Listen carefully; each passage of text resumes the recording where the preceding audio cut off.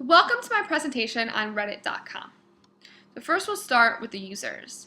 The users are the creators and the creators are the users. They are what drive a site. Reddit is no exception.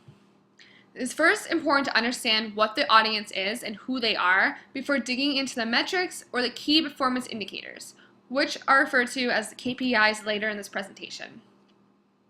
The easiest way I thought was to categorize the users of Reddit was by generations. So the users of Reddit are from Generation Baby Boomers, Generation X, the Millennials, and Generation Z.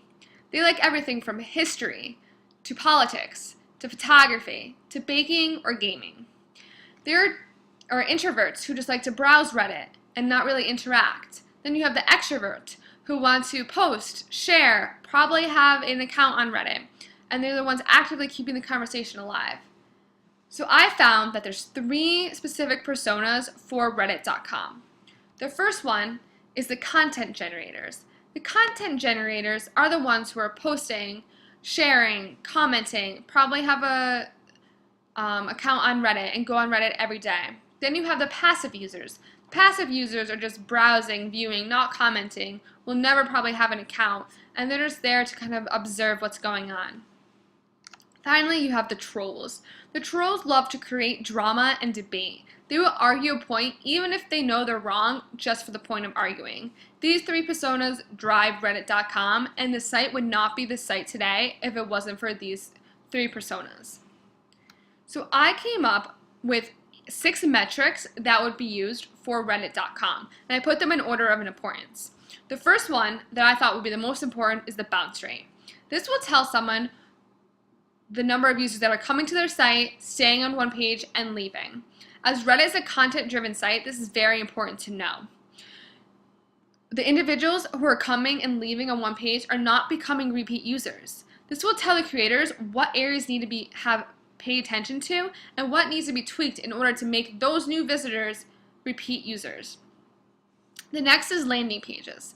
And landing pages is important because you need to understand where users are landing on your website.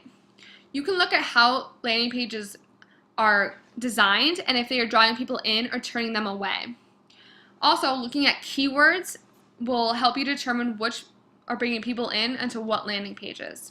The next is new visits. And this will show you if your site is gaining new visitors or if it's just staying stagnant with the same visitors as the past.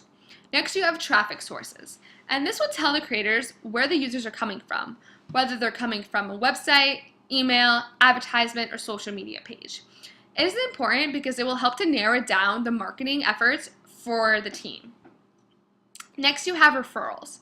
And referrals are very similar to the traffic source, except referrals will tell you what links are bringing people to the site. Once they get a better understanding of what links are bringing people in and what content, they will be able to market to the appropriate places through the web. Finally, exit pages. So exit pages are the ones that users leave on. And if too many users are leaving from one page, this will raise a red flag. The creators will know they need to look at that site and see what is wrong and why people do not want to stay on past looking at that page. So I created 3 KPIs that I thought would be most important for Reddit.com.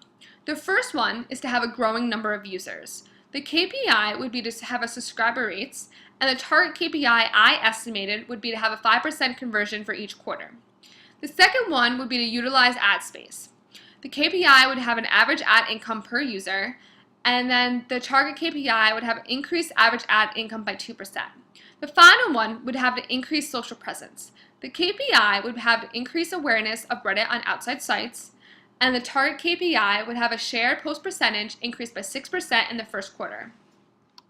So now let me take you a day in the life of a Reddit.com user, and I will take you through as a troll. So if you were to look up just Reddit through the web browser, you would be brought to the front page. The front page, you can see, has different tabs up here for you to look at, and this is the content where you can like it to raise it up or dislike it to raise it down.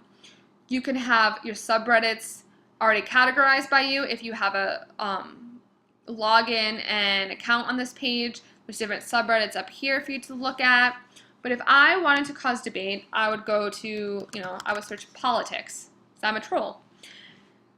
So There's lots of different for me to choose from, but say this one got my interest, so I would pick that.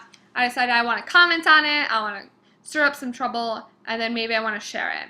So you can just press share, and you can share to different sites throughout the web. And then also there could be ads that are all throughout Reddit, but there could be ads over here that I'm interested in, so I would want to click on it and see what happened. And then I'm done with the site, so now I'm leaving. So how does this all add up?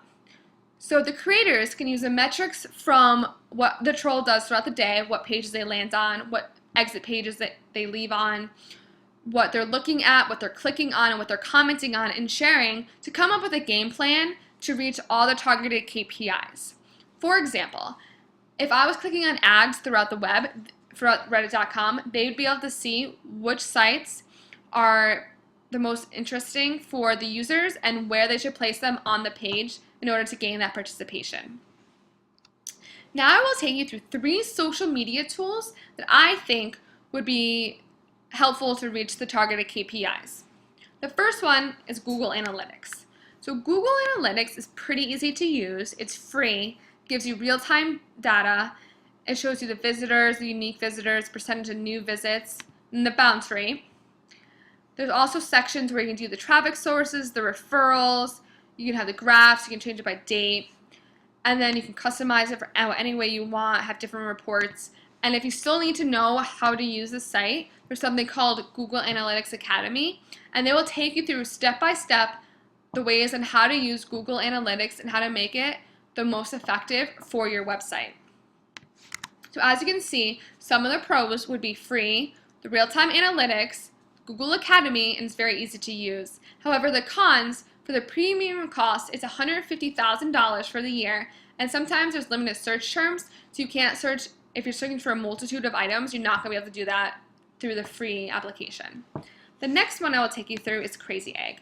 So Crazy Egg is a very interesting site that I found that I thought would be great for any site really, especially Reddit.com. So some of the pros are they have these 4 options here. So heat maps first, they'll show you what the hotspots are in each page. So you know if there needs to be anything changed, preserved, or deleted. The next you have overlays. And this is where people are clicking on, the percentage is clicking on, if they're getting clicked at all. Next you have scroll maps. And scroll maps are interesting because you can see the green is where most people are reading, the blue, no one's reading that. So you will know where your information needs to be in order for people to want to read it and not lose interest as they scroll down the page.